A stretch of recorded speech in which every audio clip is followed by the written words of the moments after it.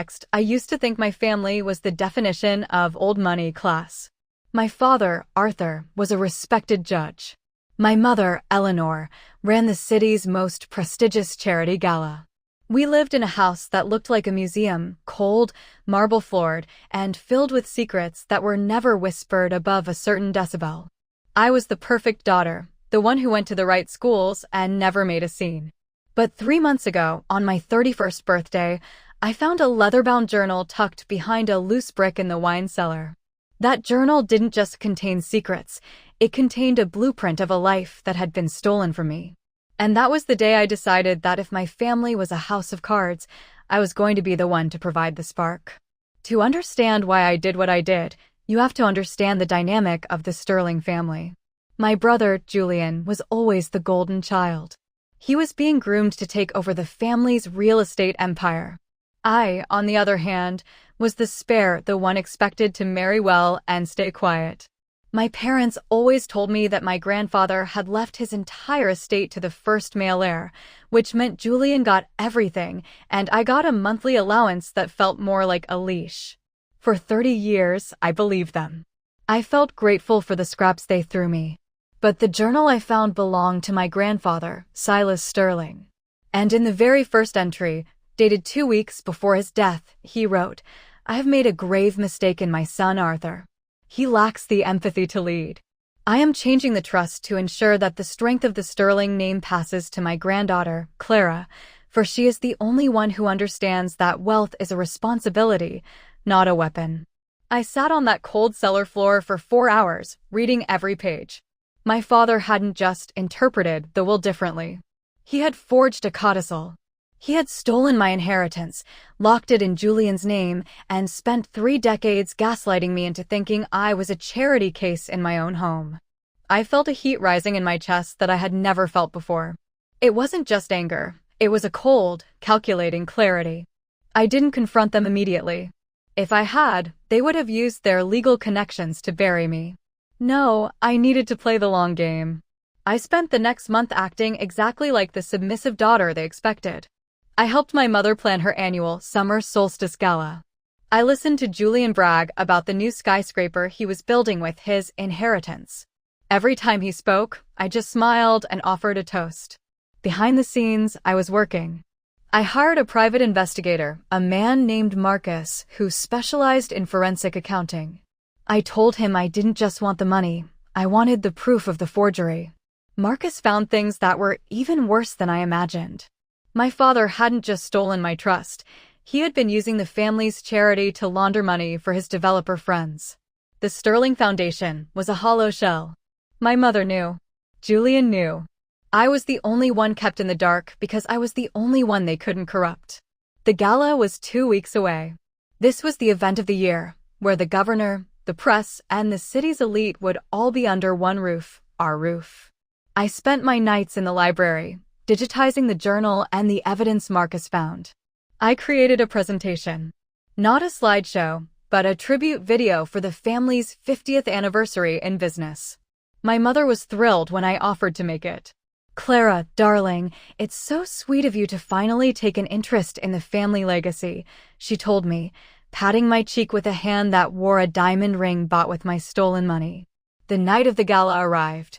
The air was thick with the scent of expensive lilies and even more expensive perfume. My father was at the head of the grand staircase, holding a glass of vintage champagne, looking every bit the pillar of the community. I wore a red dress, the color of a warning. "Are you ready for the tribute, Dad?" I asked him. He beamed. "Of course, Clara. It's important for people to see what the Sterling name stands for." Oh, they were going to see. At 9 p.m., the lights dimmed. 400 of the most powerful people in the state went silent. My mother took the microphone, giving a tearful speech about family values and giving back. Then, she pointed to the massive 20-foot LED screen behind her. "And now a look at our history, prepared by our lovely daughter." The video started with old black and white photos of my grandfather. There was soft, orchestral music. People were smiling, whispering about how touching it was. Then, at the 3-minute mark, the music stopped. A loud, distorted static sound filled the ballroom. The screen cut to a high-resolution scan of the original will. My grandfather's voice, recorded from an old cassette tape Marcus found, began to play. If you are hearing this, it means my son has failed the ultimate test of character. The room went ice cold. I looked at my father.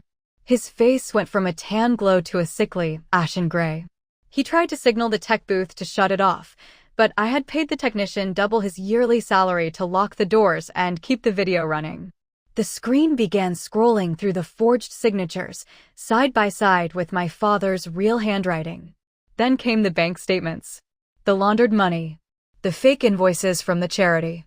The charity that was supposed to build schools, but instead paid for Julian's yacht. The gasps in the room were like a wave. People started pulling out their phones, recording the screen. My mother grabbed my arm, her nails digging into my skin. "Stop this, you ungrateful brat," she hissed. I didn't even look at her. I walked to the microphone, which was still live. I waited for the video to end with the final words of my grandfather. "The truth is the only debt that must be paid in full." The silence that followed was heavy. I looked out at the crowd and said, "The Sterling legacy is officially over. The authorities have already been sent the full digital files. I am Clara Sterling, the rightful heir, and I am liquidating everything to actually build the schools my grandfather promised." My father collapsed into a chair. Julian tried to lung at me, but the security guards I had hired, not the house security, stepped in. The next 48 hours were a whirlwind. The story went viral globally. "Socialite exposes Judge Father at Gala" was the headline on every news site. My father resigned in disgrace before the police even reached the door. Julian's developers backed out of the skyscraper deal, and the company plummeted into bankruptcy. People ask me if I feel guilty. They ask if I regret destroying my family. I tell them that you can't destroy something that was built on a foundation of rot. I didn't break the family, I just took the mask off. Now I live in a modest apartment in the city. The big house was sold to pay back the victims of the charity fraud. I don't have a marble floor anymore, but I can walk across the room without feeling like the floor is going to cave in from the weight of 1,000 lies. My parents haven't spoken to me, and they never will. They're living in a small rental property, facing years of legal battles. Julian is working a regular job for the first time in his life. And me? I'm finally writing my own story, and for the first time, I'm the one holding the pen. The legacy of the Sterlings didn't end that night. It just finally became honest. And honesty, as it turns out, is the most expensive thing my family ever had to deal with. But wait, there's a part of the story I haven't told anyone yet. A few weeks ago, I received a letter in the mail. No return address. Inside was a single key to a safety deposit box in Switzerland. It seems my grandfather had one more secret, one that even my father didn't know about. A secret that suggests I wasn't the only one he was trying to protect. As I look at this key, I realize that the war might be over, but the mystery of who my grandfather really was is just beginning. Some people say that money is the root of all evil, but I've learned that it's actually the silence that money buys. I'm done being silent. If there are more secrets, I'll find them. If there are more lies, I'll expose them. Because once you've seen the truth, you can never go back to living in the shadows. This is only the beginning of the real Sterling legacy. I spent the next few months traveling, trying to find the source of that Swiss key. It led me to a small village outside of Zurich. There, I met a woman named Alara. She was in her late 70s, elegant, and had the same eyes as my grandfather. She didn't look surprised to see me. "You have Silas's chin," she said, inviting me in for tea. It turned out my grandfather had a second family, a secret life he kept hidden not out of shame, but out of protection. He knew his son Arthur was a predator. He knew the world he lived in would swallow someone like Alara whole. He had set up a parallel trust, one that was untouchable by the US legal system. And the most shocking part?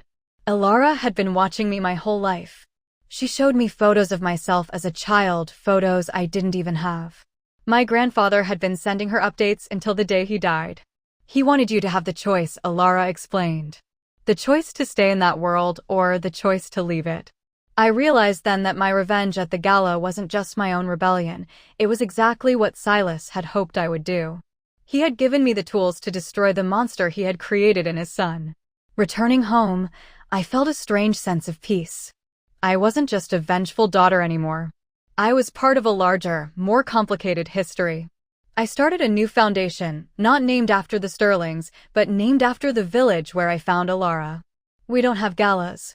We don't have marble floors. We just have results. My father's trial started last week. He looks older, smaller. When he saw me in the courtroom, he didn't look angry. He looked terrified. He realized that I wasn't his daughter anymore, I was his judge. And the sentence for a life of lies is a very long, very quiet solitude. My brother Julian reached out recently. He asked for money. I told him I would pay for his tuition if he went back to school to learn a real trade, but I wouldn't give him a cent to maintain his old lifestyle. He cursed me out and hung up. Some people never change, and that's okay. I'm not responsible for his redemption. I'm only responsible for my own. The world is a lot bigger than the four walls of a Sterling mansion. It's loud, it's messy, and it's beautiful. I've traded my diamond leashes for a pair of hiking boots and a clear conscience.